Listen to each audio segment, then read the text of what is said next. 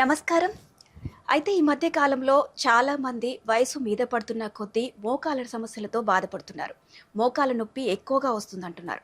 అయితే వాళ్ళు మోకాళ్ళ నొప్పికి మందులు, బామ్స్, పెయిన్ కిల్లర్స్ ఇలాంటివన్నీ వాడుతున్నారు. అయితే ఇవి వాడడం వల్ల అవి కొంతకాలం వరకే రిలీఫ్ ఇస్తున్నాయి. ఆ తర్వాత మళ్ళీ మోకాళ్ళ నొప్పులు స్టార్ట్ అవుతున్నాయి. అయితే మోకాళ్ళ సమస్యలకు ఎలాంటి ట్రీట్మెంట్ తీసుకోవాలో వివరించడానికి మనతో ఉన్నారు Gaman hospital MD doctor Nandakishore గారు. డాక్టర్ గారిని అడిగి పూర్తి సమాచారం తెలుసుకుందాం. నమస్కారం డాక్టర్ గారు. నమస్కారం అండి. బాగున్నారా? బాగున్నాను. డాక్టర్ గారు, ఈ మధ్య కాలంలో వయసు పైబడుతున్న కొద్దీ చాలా మంది మోకాళ్ళ నొప్పుల సమస్యలతో బాధపడుతున్నారు.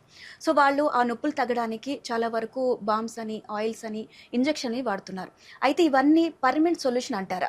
చాలా సాధారణంగా కనిపించేటప్పటికీ చాలా లోతైన ప్రశ్న మీరు అడిగారు. రకరకాల వయసుల్లో తీవ్రమైన మోకాళ్ళ నొప్పుల్లో అందరూ బాధపడుతూ ఉన్నారు. అయితే ఈ మధ్య కాలంలో అతి తక్కువ వయసులోనే మోకాళ్ళ నొప్పులు తీవ్రంగా వేధించడం అనేది కూడా సర్వసాధారణం అయిపోయింది. మోకాళ్ళ నొప్పులకి అత్యంత సింపుల్ కండిషన్స్ అండి. అంటే చిన్న మజిల్ స్పాజమ్ కానీ, బర్సైటిస్ కానీ, లిగమెంట్ స్ప్రెయిన్స్ కానీ, సైనవైటిస్ కానీ, ఇలాంటి అత్యంత చిన్న చిన్న కారణాల వల్ల కూడా మోకాళ్ళ నొప్పులు వస్తుంటాయి. ఉదాహరణకు ఒకరోజు ఎవరైనా రెగ్యులర్గా 5 కిలోమీటర్స్ వాకింగ్ చేసేవారు ఒక 10 కిలోమీటర్స్ చేసినట్లయితే ఆ రోజు they have been loaded little higher. అంటే రెగ్యులర్గా ఫిట్నెస్లో ఉండే వారికి కూడా, లెగ్ వర్కౌట్ ఉన్న వాళ్ళలో కూడా అది వస్తూ ఉంటుంది. ఇది వాళ్ళ కాళ్ళ మీద, ఎముకల మీద, కార్టిలేజ్ మీద ఒత్తిడి ఎక్కువగా ఉన్నది అనే దానికి సంకేతం. అది సర్వసాధారణంగా శరీరం తనంతట తాను రిపేర్ చేసుకునే శక్తిని కలిగి ఉంటుంది కనుక 1-2 రోజుల్లో అది తగ్గిపోతుంది, మళ్ళీ నార్మల్గా అవుతారు. చాలా సందర్భాల్లో మునుపటి కన్నా బలంగా తయారవుతూ ఉంటారు. దీన్నే మనం గుడ్ పెయిన్ అని కూడా అంటూ ఉంటాం. అయితే కొంత దీర్ఘకాలికంగా వేధించే సమస్యల్లో మెనిస్కల్ ఇంజరీస్ కావచ్చు, లోపల ఏసీఎల్ ఇంజరీస్ కావచ్చు, ప్రతిదీ స్పోర్ట్స్లో మాత్రమే ఇంజరీ కాకపోయినా బైక్ నుంచి పడిపోయిన లాంటి కారణాలు ఉన్నా, మెట్ల మీద నుంచి జారి ఉన్నా, వేరే ఏ విధమైన ఫోర్స్ బయట నుంచి తగలకపోయినా కూడా ఏసీఎల్ ఇంజరీస్ అనేవి జరిగేదానికి అవకాశాలు ఉన్నాయి. కనుక యాంటీరియర్ క్రూషియేట్ లిగమెంట్ అంటామండి. ఎముకలు ఒకదాన్నొకటి అదుపులో ఉంచి, ఒక ఎముక ఇంకొక దానిపైన ఎక్కువగా జరగకుండా ఉంచి మూమెంట్ని నియంత్రించేది యాంటీరియర్ క్రూషియేట్ లిగమెంట్. అందరూ సాధారణంగా వింటారు. దీన్ని ఏసీఎల్ అంటారు. ఇలాంటి సందర్భాల్లో కంప్లీట్ ఏసీఎల్ టియర్ ఉంటే ఖచ్చితంగా ఏసీఎల్ రిపేర్ అనేది జరిగి తీరాలండి. అది స్పోర్ట్స్ ఇంజరీ. అప్పుడు మాత్రమే వాళ్ళు పూర్తి స్థాయి ఫిట్నెస్ ని సాధించగలుగుతారు. అయితే డీజనరేటివ్ ఆస్టియో ఆర్థరైటిస్, మనం అందరం పెద్దవారిలో సహజంగా మనం మాట్లాడుకునే మోకాళ్ళ నొప్పిని, ప్రత్యేకించి ఈ సివియర్ ఆస్టియో ఆర్థరైటిస్ ని కనుక మనం గమనించినట్లయితే ఎక్స్రేలు అందరూ సహజంగా చూస్తూ ఉంటారు. లోపల వైపు ఉన్న భాగము, బయట వైపు ఉన్న భాగము, జాయింట్ మధ్యలో ఉండే భాగాన్ని మనం ఇలా 3 విభాగాలుగా గమనించినట్లయితే ఆ గ్యాప్ తగ్గిపోవటం అనేది అక్కడ ఉన్న కార్టిలేజ్లో బోన్ ఫార్మ్ అవుతూ ఉండడం ద్వారా మొబిలిటీ తగ్గుతుందండి. అదే కార్టిలేజ్ అరిగిపోతుంది అన్నట్టుగా వాడుక భాషలో మనకి చెప్పే ప్రయత్నం చేస్తూ ఉంటారు. ఇది 2 వైపులా పూర్తిగా తగ్గిపోయి ఒక బోన్ మరొక దాని మీద రాపిడి చేస్తూ ఉండి వ్యక్తి తన పనులు తను చేసుకోవడం కష్టమైపోయిన సందర్భాల్లో మనకి ఈ సర్జికల్ ఆప్షన్స్ అన్నది, అంత తీవ్రమైన ఆర్థరైటిస్ కి గనక ఒకరు గురైనట్లయితే ఖచ్చితంగా పెయిన్ కిల్లర్స్ కానీ, ఎక్స్టర్నల్ అప్లికేషన్స్ కానీ, పెయిన్ మేనేజ్మెంట్ క్రీమ్స్ కానీ, మరి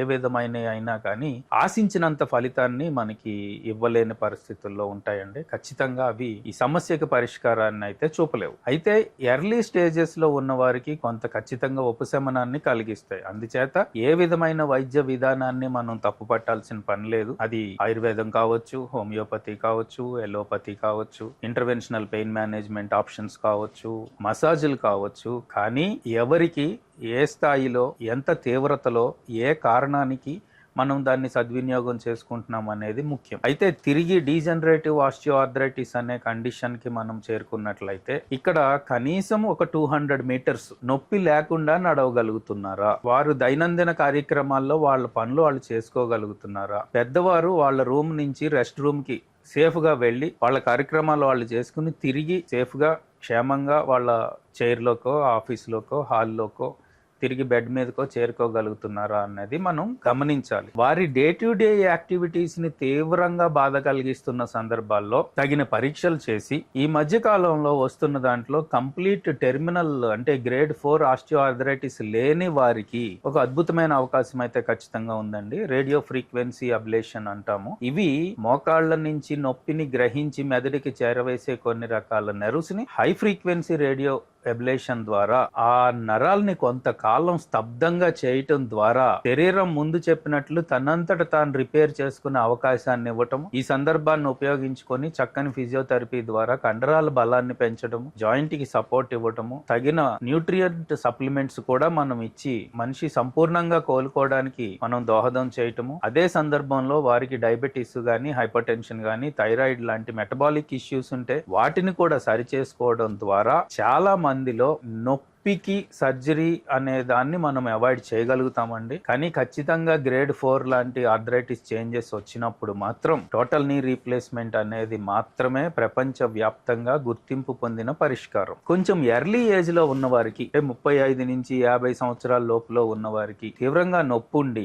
ఎక్స్రేల్లో మనం అనుకున్నంత స్థాయి మార్పులు లేని సందర్భంలో ఖచ్చితంగా ఆర్ఎఫ్ఏ అనేది డాక్టర్ని సంప్రదించి పూర్తి వివరాలు తెలుసుకొని దానికి సరైన సమయంలో ఆర్ఎఫ్ఏ ట్రీట్మెంట్ కనుక తీసుకున్నట్లయితే ఖచ్చితంగా దీన్ని పోస్ట్పోన్ చేయొచ్చు. చాలా సందర్భాల్లో సర్జరీ అవసరం లేకుండానే కంప్లీట్ పెయిన్ రికవరీ తోటి సహజమైన లైఫ్ స్టైల్ ని తిరిగి ఎంజాయ్ చేసే అవకాశాలు అయితే ఖచ్చితంగా ఉన్నాయండి. ఈ ఆర్ఎఫ్ఏ ట్రీట్మెంట్ అనేది ప్రపంచ వ్యాప్తంగా గుర్తింపు పొందిన వైద్య విధానం. Highly qualified trained interventional pain consultants మాత్రమే ఇది చేయగలుగుతారు. ఇలాంటి చోట్ల నిపుణులైన వైద్యుల పర్యవేక్షణలో ఇన్ఫెక్షన్స్ లాంటివి లేవని నిర్ధారించుకున్న తర్వాత అనుకూలమైన వాతావరణంలో నిపుణుల పర్యవేక్షణలో ఆర్ఎఫ్ఏ ట్రీట్మెంట్ ద్వారా మోకాళ్ళ నొప్పిని ఖచ్చితంగా తగ్గించుకోవచ్చు.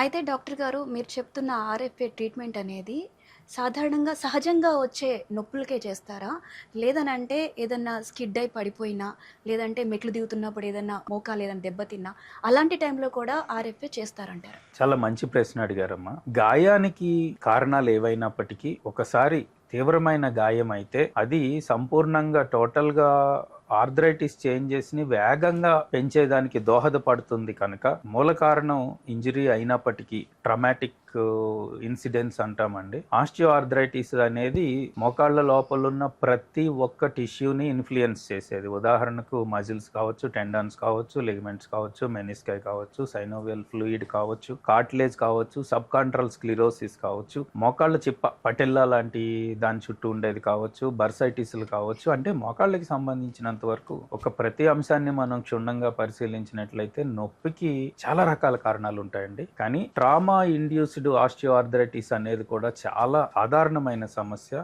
మనం దాన్ని ఆస్టియోఆర్థరైటిస్ కిందే చూస్తాం. ఎందుకంటే దీర్ఘకాలికమైన నొప్పుల్లో మాత్రమే ఆర్ఎఫ్ఏని మనం ప్రధాన వైద్య విధానంగా మనం గమనిస్తూ ఉన్నామండి. దీనికే కాకుండా దీర్ఘకాలికమైన నడుము నొప్పుల్లో కానీ, కొన్ని ప్రత్యేక సందర్భాల్లో క్యాన్సర్ పెయిన్స్లో కానీ, అలాగే క్రానిక్ న్యూరోపతిక్ పెయిన్లో కానీ, ట్రైజమైనల్ న్యూరాలజియా లాంటి సందర్భాల్లో కానీ, అంటే భరించలేని శిరోవేదన అండి, అలాంటి కండిషన్స్లో కూడా ఆర్ఎఫ్ఏ అనేది అత్యంత అద్భుతమైన ఆవిష్కరణ. చాలా మందికి దీర్ఘకాలిక తీవ్రమైన నొప్పి నుంచి